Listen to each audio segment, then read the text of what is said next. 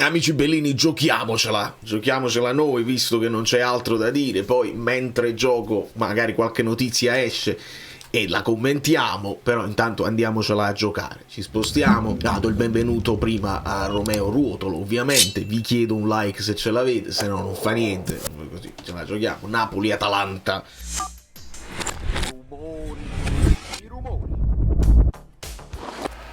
Politano Pasalic sulla formazione non ho capito ma perché Fantacalcio porta 3-4-3, ma che significa sta cosa? Rachmani, Buongiorno, Juan Jesus, Di Lorenzo, Lobotka, McTominay, Gutierrez, Politano, Højlund, ma sfiziosa anche, ve la vogliamo fare? Cioè in pratica non metti Elmas proprio per non avere tutti i centrocampisti, può anche essere, sai? Ma onestamente vediamo, perché può essere, ti vai a prendere uomo su uomo Lukman, De Catelare, la punta che può essere Kristovic, uomo su uomo Lobotka, Ederson, Pasalic, McTominay, uomo su uomo Zappacosta, Di Lorenzo, Gutierrez, Bellanova, e uomo su uomo, guarda che potrebbe essere sfiziosa. Vediamo, non ci ho mai giocato così, vediamo che succede.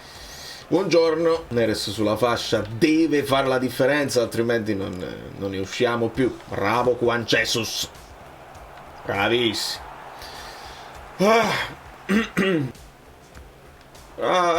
Peccato. A parte che non credo che giocherà Pasalic, dovrebbe giocare De Ron. Attenzione, Milinkovic, Savic.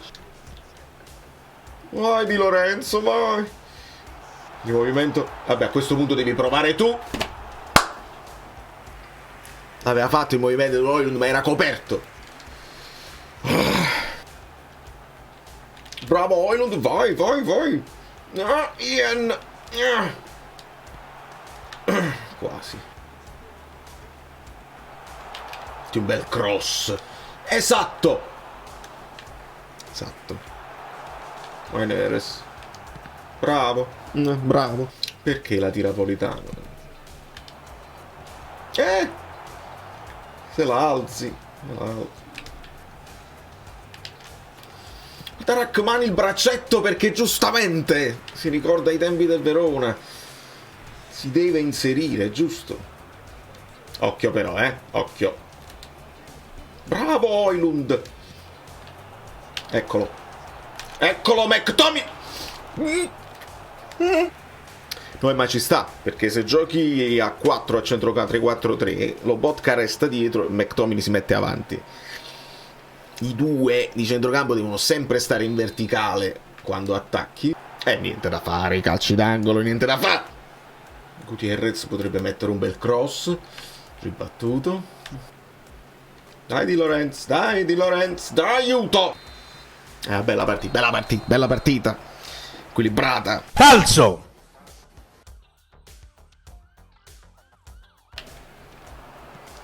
Maro Samardžić tra le linee. No, Milinkovic. Occhio. Mi sembrava parabile, onestamente. Ma vabbè. Va bene, si è buttato con un anno di ritardo, ma vabbè.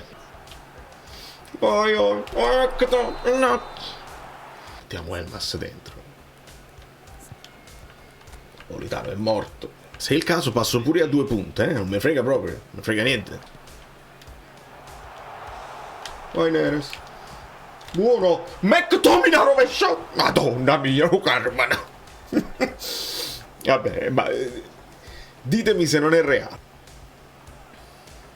Ditemi voi se. Vabbè. Si è inserito Gutierrez. Si è mosso Højlund. Molto bene. Dai.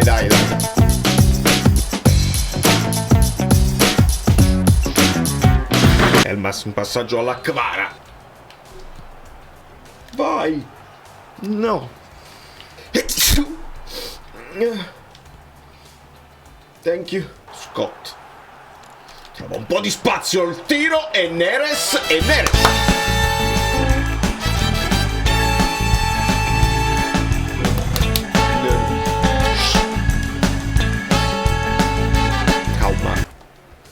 Bravo Højlund, dentro Lucca, Vergara al posto di Scott e Lang al posto di Neres.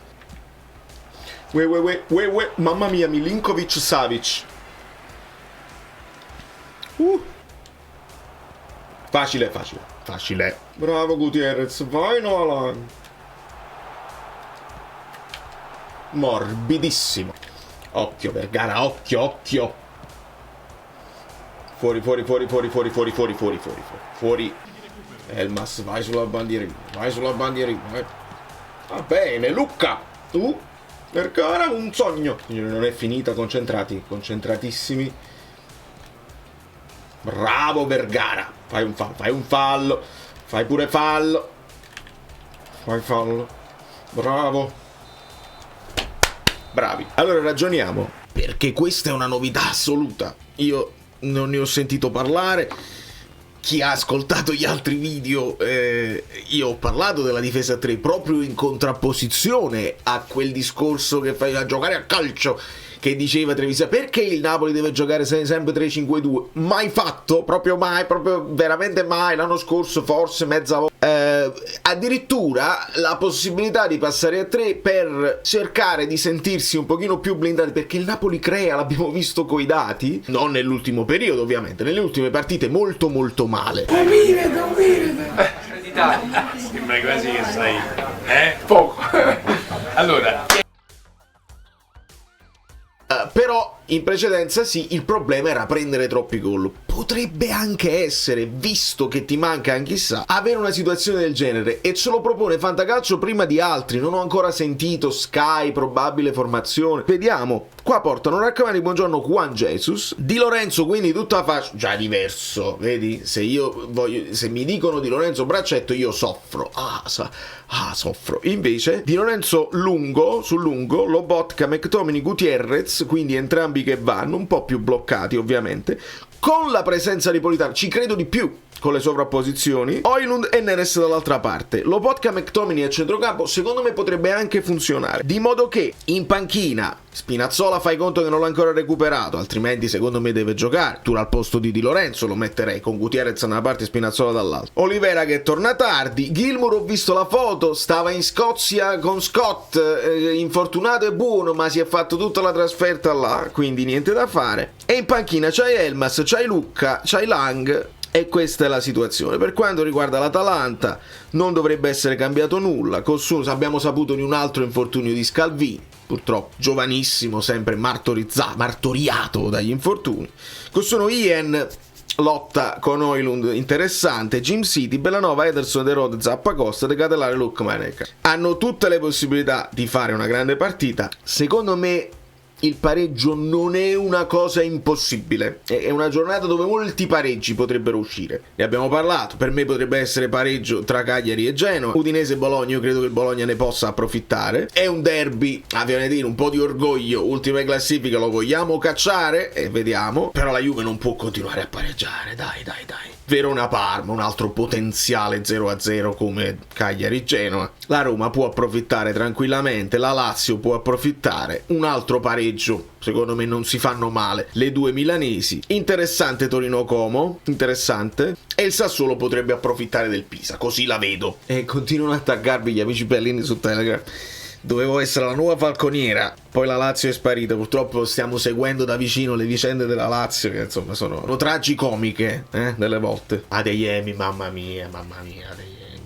Meno male, quando si parla di fossi scansati, di questo si parla. Vabbè, poi Vincenzone che voleva fare tutti gli scambi del mondo, ma va bene.